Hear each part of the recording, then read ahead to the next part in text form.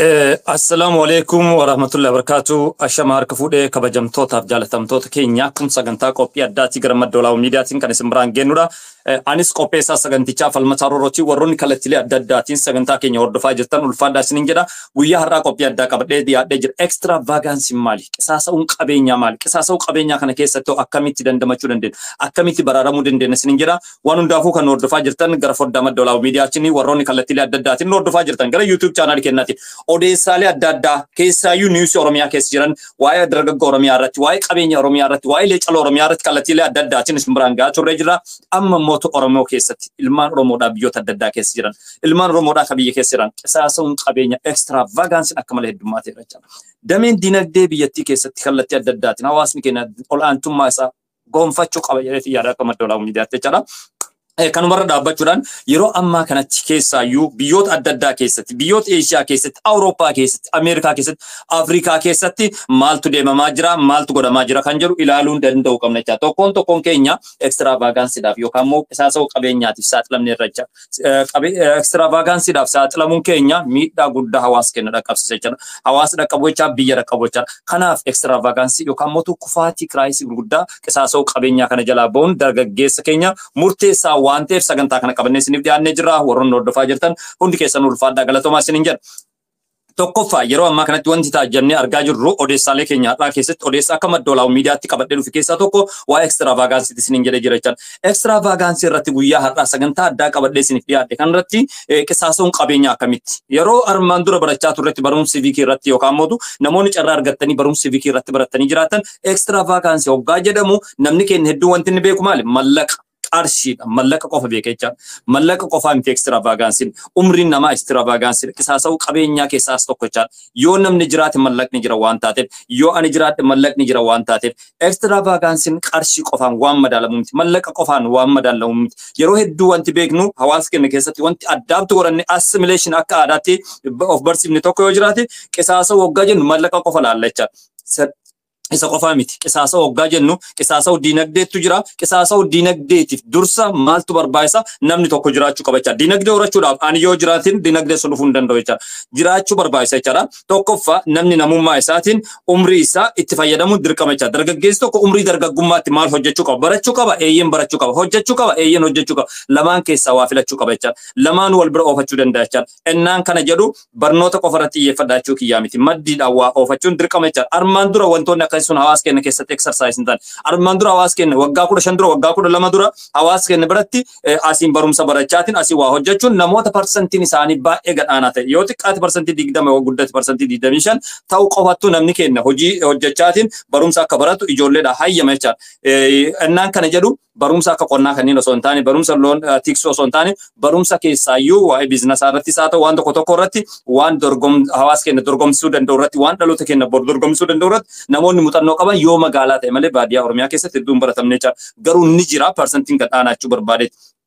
Kanaaf qabxii kiyyaadhaa keessatti extravagansiin dubbachaa jira waa'ee mallaqaa qofaa miti. Extravagansii jechuun waa'ee diinagdee qofaa miti. Obboleeyyan kiyyaa dhugaa yoo walitti himne extravagansii yeroo har'aa kanatti mul'achaa jiru waan hangana jennee dubbannu parsantiin guddaan qisaasa'insa extravagansii jireenya namaa keessatti dhufee jira.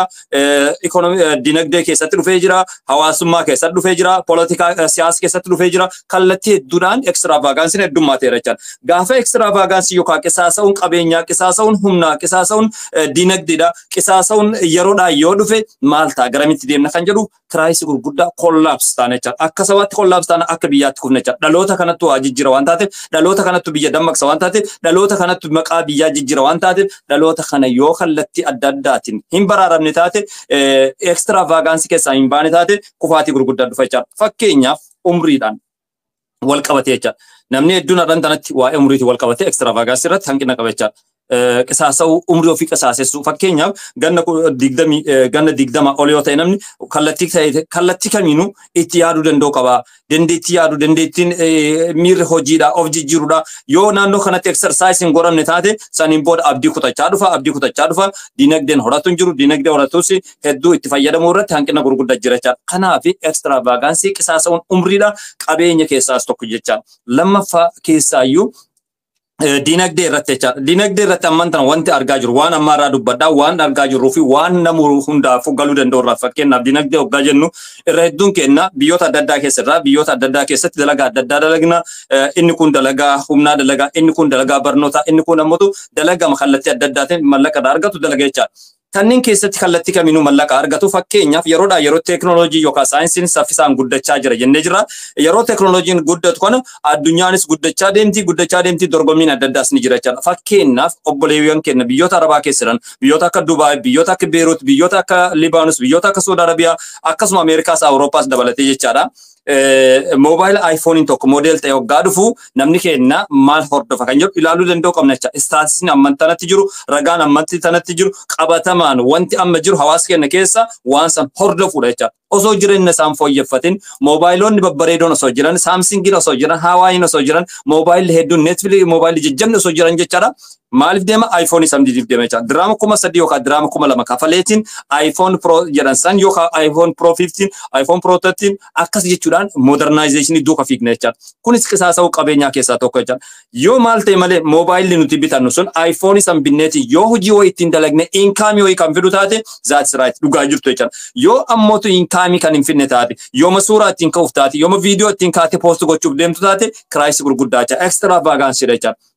Maaliif bakka iPhone bittu sanii moobaayila babbareeda Samsung bitachuu dandeessa, Hawaii bitachuu dandeessa, isaan biroo laptop bitachuu dandeessa, wantoota adda addaa bituu dandeessa jechaadha. Garuu immoo yoo madda galiitiif itti fayyadamtu taate, onlineidhaan biizinasaan dalagde yoo taate, onlineidhaan shop adda addaa itti waan adda addaa suuraa kaaftee post gatuuf yoo kan deemtu taate, websaayitii adda addaa yookaan ittiin dalagdu taate, dandeettii waan sanii ga'umsa waan sanii iddoo itti qabdutti yoo itti fayyadamte, qabeenyi sun extravagaansa osoo hin taane, inkaamii biraa waan si dabalaa jiruuf, inpuutii biraa waan si dabalaa jiruuf, kallattiidhaan itti fayyadamaa jirta jechaadha. Kan akkasitti yaaduu ni dandeenya jechaadha.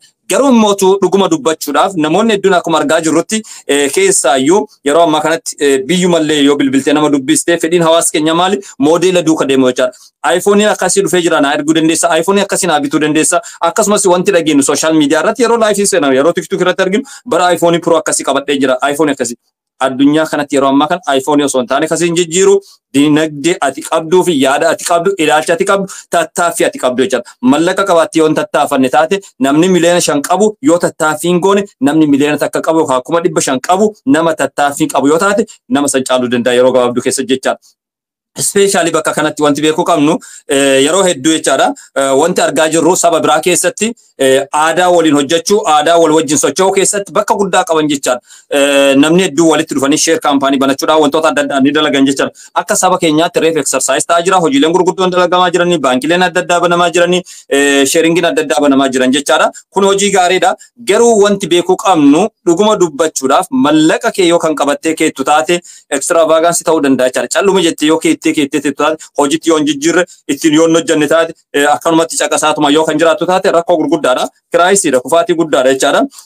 Keessaayyuu waa'ee amman tana ijoollee keenya umrii dardarummaa keessa jiran namoota ganna 25 hanga 30 keessa jiran ijoollee hedduu argaa jirra. Biyyoota Arabaa keessa ta'anii hojii ulfaataa dalaganii, hojii dakkisiisaa dalaganii, hojii gara nyaatummaa gurguddaa qabu dalaganiitiin iPhone Pro 15 yookaan Pro 13 bituudhaaf yeroo dhamaan argaa jirra jechaadha. Osoo moobaayilli babbareenni gatii bareedaa jiru, gatii jiddu galeessaa jiru, osoo inni jiru jechaadha maal gatanii namaaf jiraachuu. Ebaluun moobaayila akkasii qaba gurraaf jechaadha. Gurraa dhageettii gurraatiif ebaluu moobaayila akkasii qaba, ebaluu moobaayila akkasii qabdi haa jedhamuuf qofa osoo jireenyi isiin fooyya'iniif, osoo jireenyi isii haalli mijaa'iniif yeroo wantoota adda addaatiif rakkoolee akkasiitiif saaxilaman argaa jirra jechaadha. Kuni maalinni extravagaansidha jechaadha. Isin miidhamuun qisaasa'uun qabeenya sanidha miidhama isiiti. Osoo bor guyyoota yookaan ji'oota muraasaaf dhukkubsatte yookaan immoo hojiirraa kan ari'amtu taate nama ta'e kan namatti hin mufanne hin jiru, nama walitti hin buune hin jiru.